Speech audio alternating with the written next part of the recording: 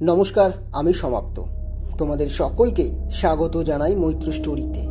আশা করি তোমরা সকলেই খুব ভালো আছো এবং সুস্থ আছো। চলে এলাম তারানাথ তান্ত্রিকের আরও একটি নতুন রোমহর্ষক গল্প নিয়ে। আজকের গল্প তারানাথ তান্ত্রিক ও ডামোদতন্ত্র, কলমে অনন্যা পাল।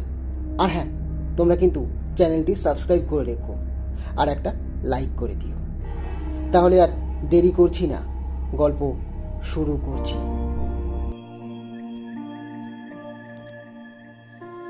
বৃষ্টি বাদলা আর শীতল আবহাওয়ায় কেমন জানি আজকাল বেশ ভালোই লাগে। মনটা কেমন যেন পুলকিত হয়ে ওঠে। হ্যাঁ, জানি যে বৃষ্টি হলে অনেক মানুষেরই নানান অসুবিধে হয়, নিজের পেশা থেকে অর্থ উপার্জন বন্ধ হয়ে যায়। কিন্তু তা সত্ত্বেও ব্যক্তিগতভাবে বেশ ভালোই লাগে। এই বৃষ্টি ও তার শীতল পরশে পরিবেশকে মাতিয়ে তোলে। গাছে গাছে সবুজ পাতায় নতুন প্রাণের সঞ্চার ঘটে। সবুজে সবুজে ভরে ওঠে আমাদের চারিদিকটা। তাই এই বৃষ্টি বাদলার দিনগুলি দুই বন্ধু বেশ পৌঁছে যায় মঠ লেনে তারানাথ তান্ত্রিকের বাড়িতে। সকাল থেকেই অন্ধকার আকাশ থেকে টুপটাপ করে বৃষ্টি পড়েই চলেছে। নিম্ন চাপের কারণে বৃষ্টি থামার কোনো নামগন্ধই নেই। তাই এক পেয়ালা চা নিয়ে জানালার দিকে মুখ করে বাইরের প্রাণে চেয়ে রয়েছি, পাছে যদি কিশোরী এসে হাজির হয়। এই সকল নানান চিন্তা ভাবনা মাথার ভেতরে ঘুরপাক খাচ্ছিল আমার। তার মধ্যেই হঠাৎই দরজায় কড়া নাড়ার শব্দে বুঝলাম যে এই বৃষ্টির মধ্যেও নির্ঘাত কিশোরী এসে হাজির হয়েছে। গুটি গুটি পায়ে গিয়ে দরজাটা খুলে দিলাম। হাসি হাসি মুখ করে দাঁড়িয়ে রয়েছে, কপালে বৃষ্টির কয়েক ফোঁটা জলও লেগে রয়েছে। ছাতাখানা বন্ধ করতে করতে সে বলল, চলে এলাম ভায়া। এই বৃষ্টি বাদলার দিনে একা একা ঘরে বসে থাকতে কার ভালো লাগে বলো তো? তাই আর অযথা সময় নষ্ট না করে তোমার কাছে চলে এলাম। তা ভেতরে ঢুকতে দেবে তো নাকি, নাই দরজার সামনে দাঁড় করিয়ে রাখবে বলো তো? এবার বিভূতি বলল, আহা কি যে বলো না, এসো এসো ভেতরে এসো। আসলে আকস্মিক তোমার আগমনে আমি খানিক চমকে গিয়েছিলাম। আর দরজা খুলতে না খুলতেই তুমি যা বক বক শুরু করলে, তাতে তোমায় ভেতরে আসার কথা বলার ওই সুযোগটা পেলাম কই বলো তো? এসো ভেতরে এসো। কিশোরী একটা বোকা বোকা হাসি দিয়ে বলল, তা বেশ, এখন সরো সরো সরো, এখন সরো তো দেখি। একখানা শুকনো গামছা দাও, আমি পুরো ভিজে গিয়েছি। বৃষ্টির জল মাথায় পড়েছে, খানিকক্ষণের মধ্যে আবার জ্বর আসতে পারে আমার। এবার বিভূতি বলল, বেশ বেশ, তুমি একটু বসো, আমি এক্ষুনি তোমার জন্য একটা গামছা নিয়ে আসছি। আর বলছি, চা করেছি, খাবে নাকি? এবার কিশোরী বলল, তা এই বৃষ্টিতে তোমার হাতের এক পেয়ালা চা হলে মন্দ হয় না, যাও নিয়ে এসো। আমি মৃদু হেসে ভেতরে চলে গেলাম। বেশ কিছুক্ষণ পর, তা ভায়া বাইরে ওই বৃষ্টিটা তো বেশ জমিয়ে এসেছে, তো এবার বেরোনো যাক নাকি আমাদের গন্তব্যের উদ্দেশ্যে? হ্যাঁ, আর সময় নষ্ট করে লাভ নেই। বহুদিন পর যখন অফিসের কাজ থেকে নিস্তার পেয়েছি, তাই এই সময়টা ঠাকুর মশাইয়ের সাথে কাটানোই যেতে পারে। তাছাড়া এই বৃষ্টি বাদলের দিনে উনার গল্পগুলি আমাদের মনে এক অন্যরকম উত্তেজনা সৃষ্টি করে। যেমন তার টান টান রোমাঞ্চকর গল্প, তেমনি তার কণ্ঠে অতীতের কাহিনী। এসব না শুনলে যেন দিনগুলিকে কেমন বৃথা বলেই মনে হয়। এবার কিশোরী বলল, তা ঠিকই বলেছ, তারানাথের গল্পের ঝুলিতে এমন সব গল্প রয়েছে যা আমাদের তার প্রতি নেশাগ্রস্ত করে তুলছে প্রতি মুহূর্তে। তাহলে চলো চলো, এবার বেরোনো যাক। ওই মোড়ের দোকান থেকে তারানাথের প্রিয় পাসিং শো আর তেলে ভাজাটা নিয়ে নেওয়া যাবে এখন, চলো। হ্যাঁ, এই দুই না পেলে আমাদের ঠাকুর মশাই আবার ভারী অভিমান করে বসেন আমাদের উপর। মুখে যতই না না করুক, আমি জানি উনি আমাদের এবং আমাদের আনা এই তেলে ভাজার পাসিং শো এর প্রতীক্ষায় থাকেন।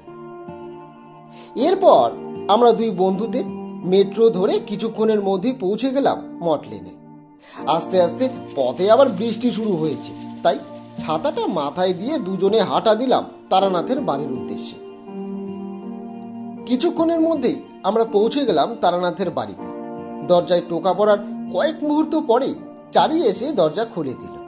বহুদিন পর উৎফুল্লভাবে চারি আমাদের বলে উঠল, আরে কাকা বাবু, বহুদিন পর আপনারা এলেন।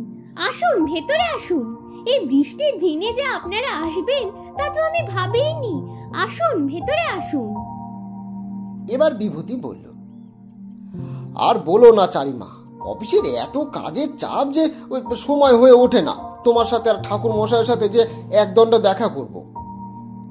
তাই আজ চলে এলাম এই বৃষ্টির দিনে। সেই একা ঘরে বসেছিলাম দুই বন্ধু মিলে।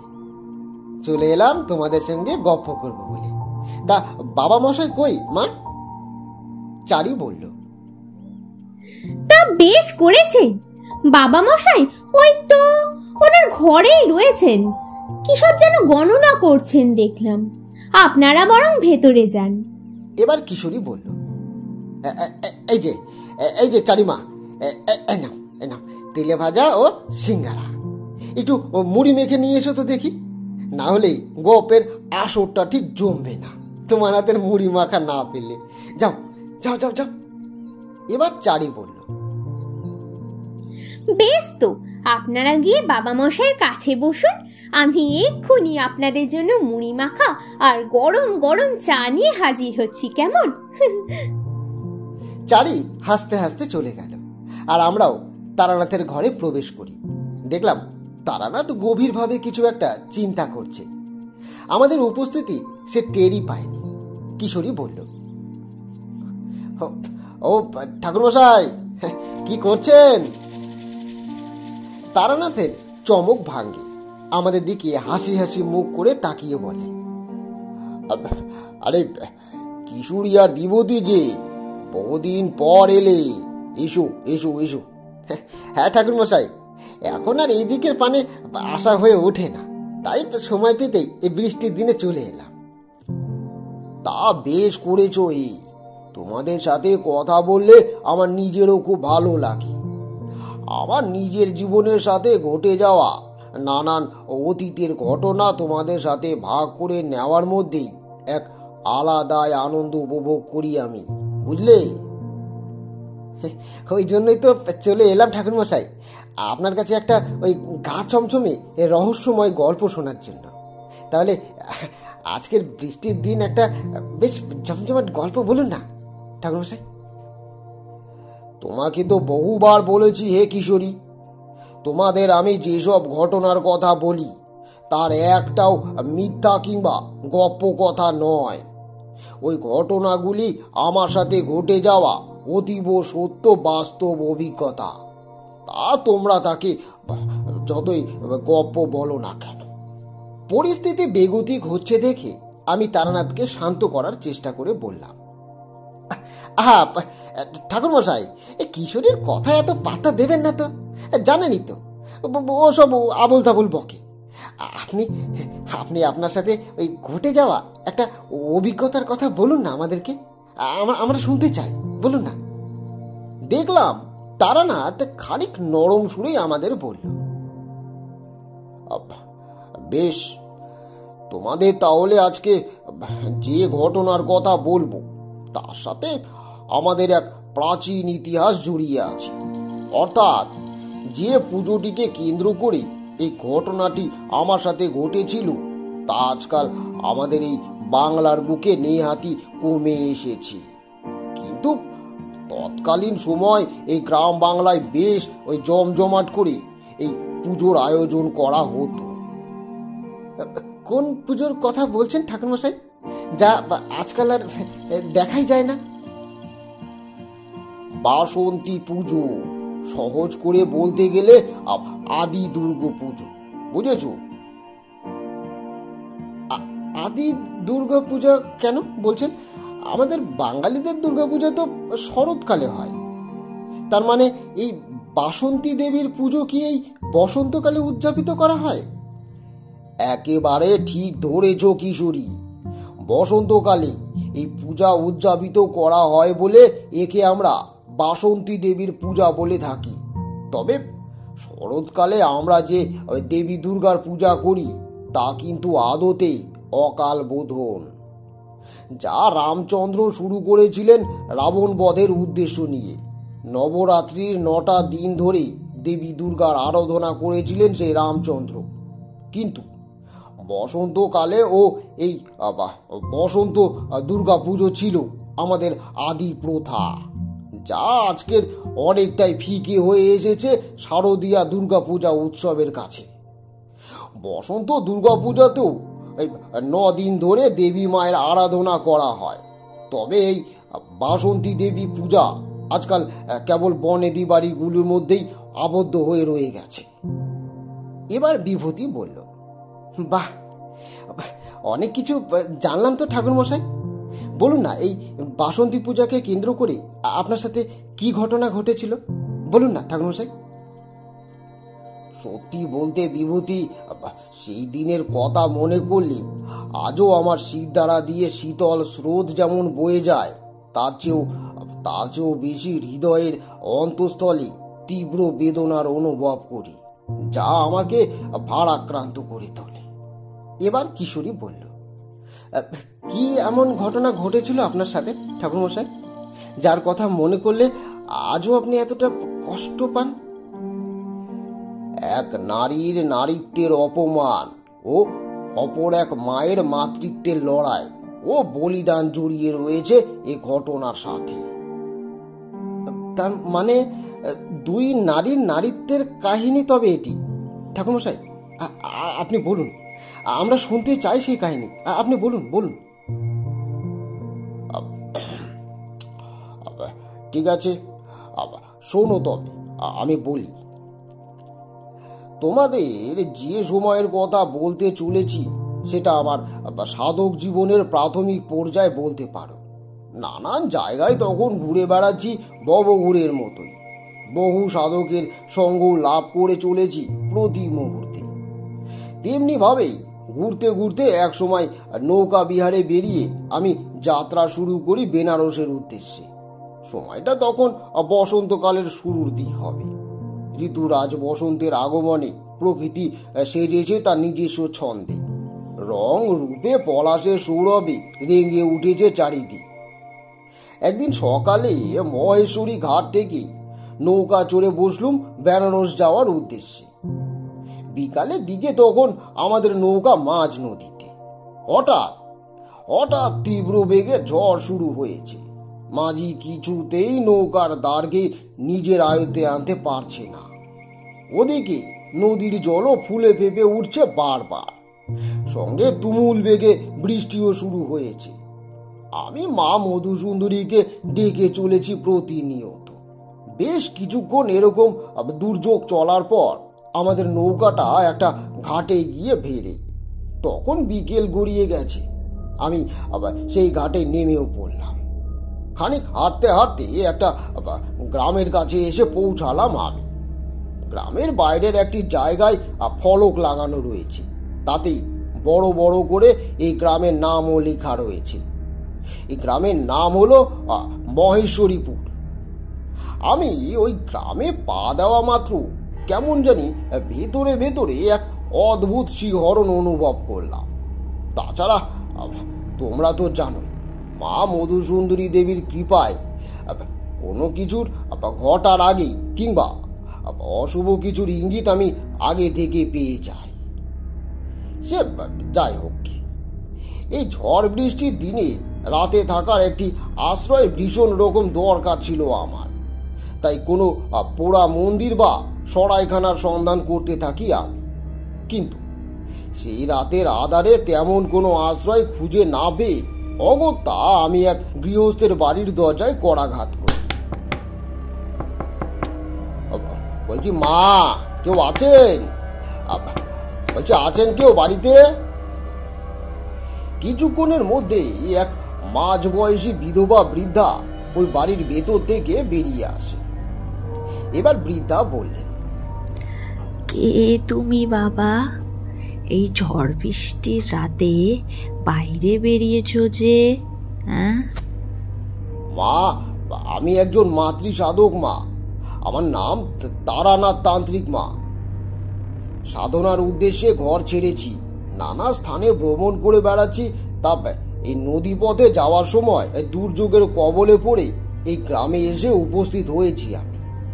এই রাতের আধারে আশ্রয়ের কোনো উপযুক্ত স্থান না পেয়ে আপনার নিকট আশ্রয়ের আশায় এসেছি মা। এবার বৃদ্ধা বললেন, বেশ বাবা, বেশ। একেই ঝড় বৃষ্টির রাত, তাছাড়া এই গ্রামে রাতের আধারে বাইরে থাকাটা মোটেও নিরাপদের নয়। তুমি আমার সাথে ভেতরে এসো। আজকের রাতটুকু বরং তুমি আমার বাড়িতেই আশ্রয় গ্রহণ করো। বৃদ্ধা যখন কথাগুলো বলছিলেন, উনার চোখে মুখে কোনো কিছুর জন্য গভীর দুশ্চিন্তার রেখা সুস্পষ্টভাবে ফুটে উঠছিল বারংবার। এইসব লক্ষ্য করে আমি ওনাকে জিজ্ঞেস করলাম, আচ্ছা মা, আপনার কি কিছু হয়েছে? কোনো বিষয় নিয়ে কি গভীর দুশ্চিন্তায় আছেন আপনি? বৃদ্ধা আমার মুখের দিকে তাকিয়ে রইলেন, তারপর হাও মাও করে কেঁদে উঠে বলতে থাকলেন,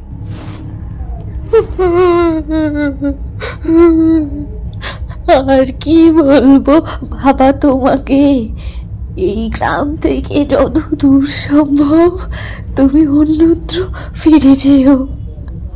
এই গ্রাম এখন কারোর পক্ষেই বসবাসের যোগ্য নয়। কেন, কি হয়েছে মা? এই গ্রামে কি হয়েছে? অভিশাপ, অভিশাপ লেগেছে এই মহেশ্বরীপুরীর বুকে। এই তো 3 দিন আগে দুর্গায়ের এক আত্মীয়ের বাড়ি থেকে ফিরতে ফিরতে রাত 9টা বেজে গিয়েছিল সেদিন। ফেরার পথেই দেখি। কথাটা বলেই একটু থামলেন বৃদ্ধা, তারপর আবারও কাঁপা কাঁপা কণ্ঠে বলতে শুরু করলেন, আমার বাড়ির বাইরে দেখি প্রচুর মানুষে ভিড় করে দাঁড়িয়ে রয়েছে। আমি দৌড়ে গিয়ে দেখি আমার মেয়েকে কেউ গলার নলি কেটে খুন করে রেখে গেছে। লোকেরা বলা বলি করছিল, কে বা কারা এসে আমার মেয়েকে হত্যা করে আমার নাতিকে নিয়ে চলে গেছে।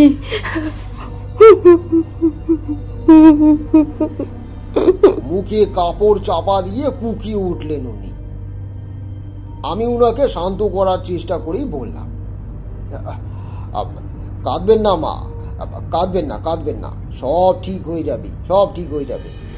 আচ্ছা, আপনার নাতিকে কি এখনো খুঁজে পাওয়া যায়নি? মাথা নিচু করে বৃদ্ধা কাতর ভাবে বললেন, পাওয়া গেছে গতকাল, কিন্তু কিন্তু কি মা? বৃদ্ধা এবার রীতিমতন চিৎকার করে বলে উঠলেন, কোন নররাক্ষস আমার ছোট্ট নাতিটিকে খুবলে খুবলে খেয়ে গেছে। আমার বাড়ির উঠানে ছোট্ট রক্তাক্ত শরীরটা ফেলে রেখে গেছে। সারা শরীরে নখের আঁচড়, কামড়ের দাগ। উফ, কি নৃশংস। এবার তারানাথ বলল, কোনো শিশুকে কেউ এভাবে কেন হত্যা করবে? এবার বৃদ্ধা বলল, শুধু আমার নাতিকেই নয় তারানাথ, এই গায়ের বহু বাড়িতে ঢুকে পরিবারের সকল সদস্যদের মেরে ছেলেদের তুলে নিয়ে গিয়ে নৃশংসভাবে হত্যা করা হচ্ছে। জানি না কি হবে। এই নৃশংস হত্যালীলা আর কতদিন চলবে? এভাবে চলতে থাকলে এই গ্রাম একদিন শ্মশানে পরিণত হবে, দেখো। আমি তখন বুঝলাম গ্রামে ঢোকার সময় আমার মনের মধ্যে যে দোলাচলের সৃষ্টি হয়েছিল তা অমূলক নয়। হয়তো এই অশুভ ঘটনার ইঙ্গিতই পাচ্ছিলাম। তখন আমার আর বুঝতে বাকি রইল না যে এ হত্যালীলা কোনো সাধারণ হত্যালীলা নয়। এসবের পর সেদিন রাতটুকু ওই বাড়িতে কাটিয়ে দিলাম ঠিকই, তবে মনের মধ্যে একটা কথাই বারবার মনে হচ্ছিল যে মা যখন আমাকে এই স্থানে এনে ফেলেছে তার নিশ্চয়ই কোনো না কোনো কারণ আছে। হয়তো এই হত্যালীলার রহস্য উদ্ঘাটনের জন্যই এই গ্রামে আগমন ঘটেছে আমার। এরপর আর তেমন কিছু না ভেবে নিজের শরীরটাকে বিছানায় এলিয়ে দিলাম। কিছুক্ষণের মধ্যে নিদ্রা দেবী বর করলেন আমার চোখে। ঠিক সেই দিন রাত্রি হঠাৎ স্বপ্ন দেখলাম এক প্রাচীন জীর্ণকায় এক পোড়া মন্দির। মন্দিরের ভেতরে কোষ্ঠী পাথরের এক দেবী দুর্গার মূর্তি বিরাজ করছে, কিন্তু চারিদিকে ভীষণ অপরিষ্কার। মায়ের পূজা অর্চনা করা হয় বলেও আমার মনে হলো না। দেখলুম দেবী মূর্তিটিকে যেন কালো ধোঁয়ার শিকল ঘিরে রেখেছে। সামনে দাও দাও করে আগুনের লেলি হানশিকা জ্বলেই চলেছে। ব্যাস, ঘুমটা গেল ভেঙে আমার। দর পড়িয়ে বিছানা ঝেড়ে উঠে বসি আমি। মাথার মধ্যে তখনও ওই মন্দিরের দেবী মূর্তির দৃশ্যপট ভেসেই চলেছে, সঙ্গে ওই প্রাচীন মন্দিরটিও। ভীষণ চেনা লাগলেও ঠিক ঠাউর করে উঠতে পারলাম না কোথায় দেখেছি ওই মন্দির। নিজেকে খানিক স্বাভাবিক করার পর সকালের দিকে বৃদ্ধাকে বলে ওনার বাড়ি ছেড়ে বেরিয়ে পড়লাম এই অদ্ভুত ঘটনার রহস্য সমাধানের উদ্দেশ্যে। কে বা কারা এহেন ধ্বংসলীলা চালাচ্ছে তা জানার জন্য। আর দেবী বা কিসের ইঙ্গিত দিতে চাইলেন আমাকে এই সকল প্রশ্ন আমার মনের মধ্যে দোলাচলের সৃষ্টি করে চলছে ক্রমশ। পথ চলতে চলতে হঠাৎ দেখা হলো মণিমোহন বাবুর সাথে। আমার পূর্ব পরিচিত উনি গুরুদেবের ভক্ত ছিলেন। আমাকে দেখে উনি এগিয়ে এসে বললেন, আরে তারানাথ, তুমি এই গায়ে গুরুদেবের সাথে এসেছো বুঝি? আমি বললাম, আগে না মহেন্দ্রমোহন বাবু, আমি একাই ভ্রমণে বেরিয়েছি। গুরুদেব বহুদিন হলো তীর্থে গেছেন। এবার মহেন্দ্র বলল, ওহো আচ্ছা, বুঝলাম। তা কোথায় থাকছো তুমি? থাকছি বলতে গেলে কাল রাত্রে এক বৃদ্ধা মায়ের বাড়িতে আশ্রয় নিয়েছিল। আজ কোথায় আশ্রয় গ্রহণ করব তা এখনো বলতে পারছি না। এবার মহেন্দ্র বলল, সে কি কথা? তুমি আমার গ্রামে প্রথমবার এসেছো। তুমি আমার সাথে চলো, আমার সাথেই না হয় থাকবে কয়েকটা দিন। চলো চলো চলো। আমি তখন যেন একটু হাঁপ ছেড়ে বাঁচলাম, কারণ এই গ্রামের রহস্যের সমাধান করতে হলে এই গায়ে থাকা এবং গায়ের মানুষদের সান্নিধ্য পাওয়া একান্তই প্রয়োজনীয়। তাই ওনার প্রস্তাবে সম্মতি দিয়ে ওনার বাড়ির উদ্দেশ্যে যাত্রা শুরু করলাম। মহেন্দ্রমোহন বাবুর সঙ্গে এসে পৌঁছালাম এই গায়ের জমিদার বাড়ির সামনে, রায়চৌধুরী ভবনে।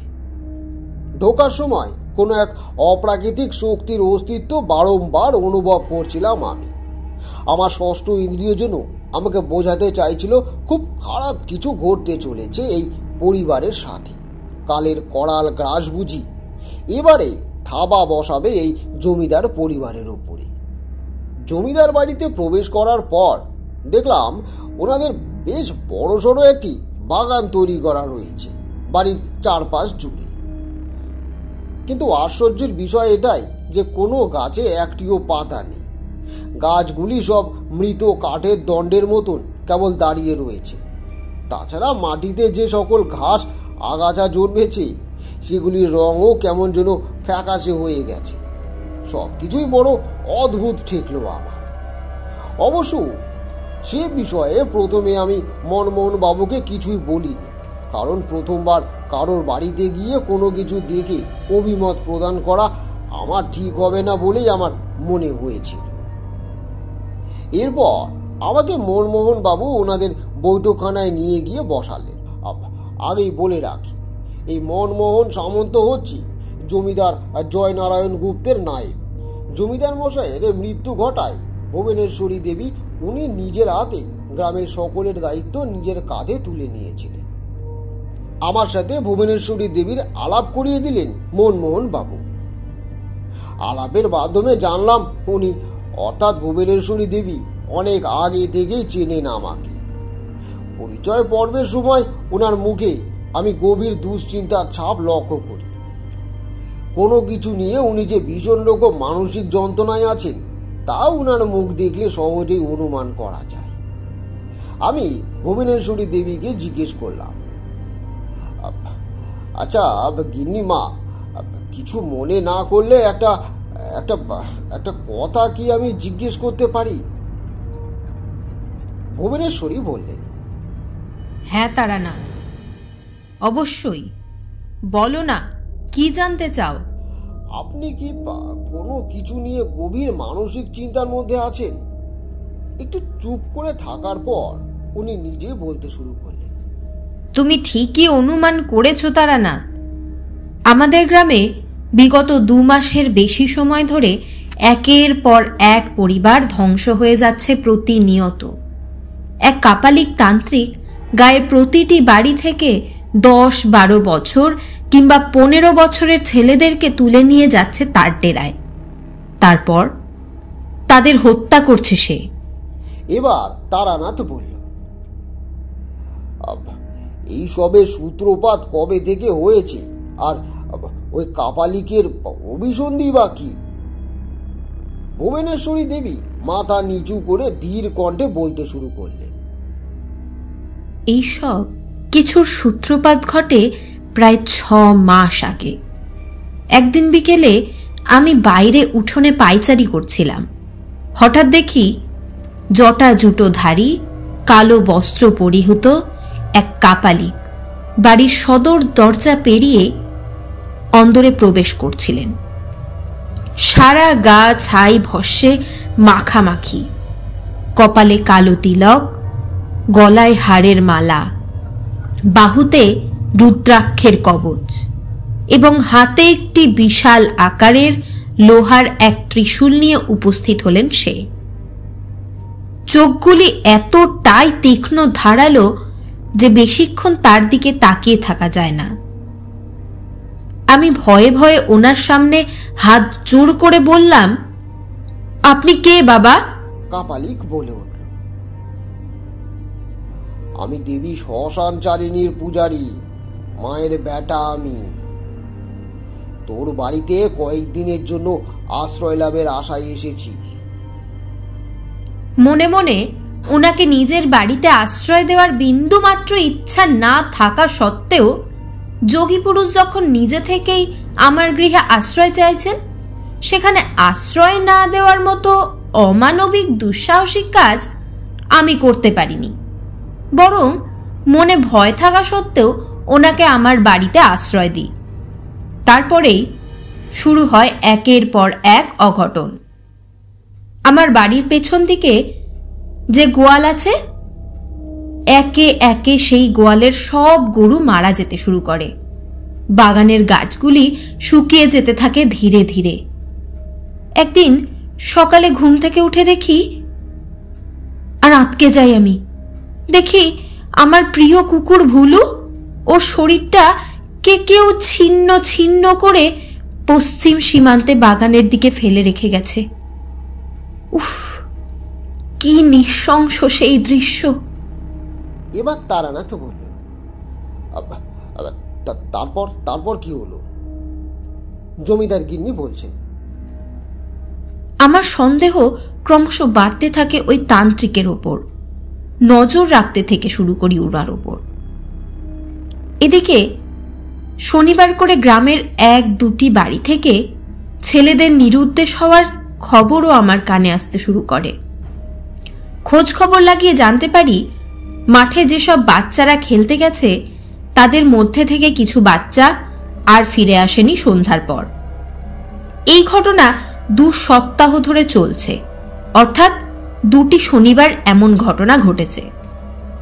আমি যে দিনের কথা বলছি ওটা ছিল সোমবার, অর্থাৎ রাত পোহালেই শনিবার। পুনরায় এমন ঘটনা আবারও ঘটতে পারে এই ভেবে গ্রামবাসীদের সকলকে সতর্ক করে দেওয়া হলো।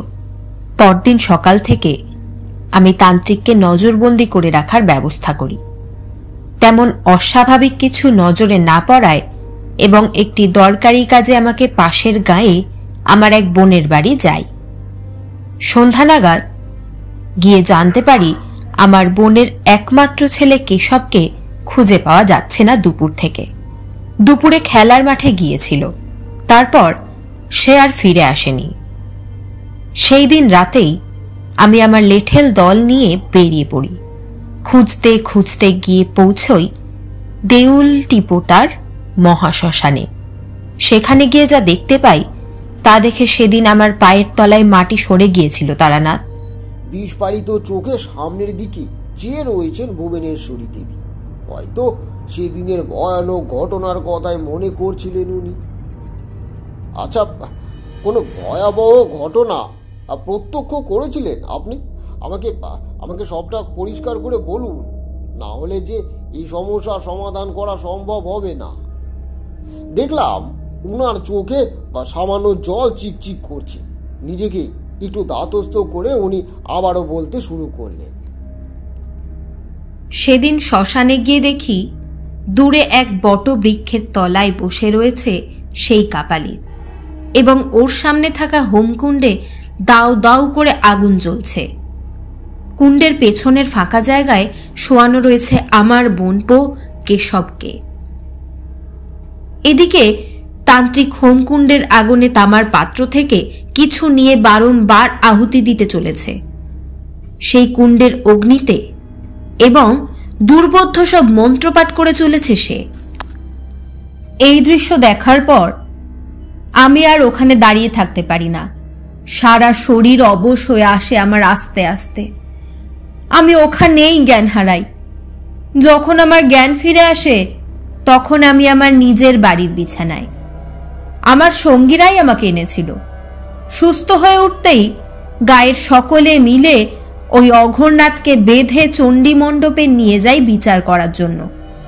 কিন্তু কি অদ্ভুত, এত কিছুর পরেও ওর মুখে সামান্যতম অনুশোচনা কিংবা শাস্তির ভয়ের কোনো লেশ মাত্র নেই। ওর চোখে মুখে তা দেখাই যাচ্ছিল না। গায়ের সকলের সামনে বিচারের সময় জোর গলায় সে বলে,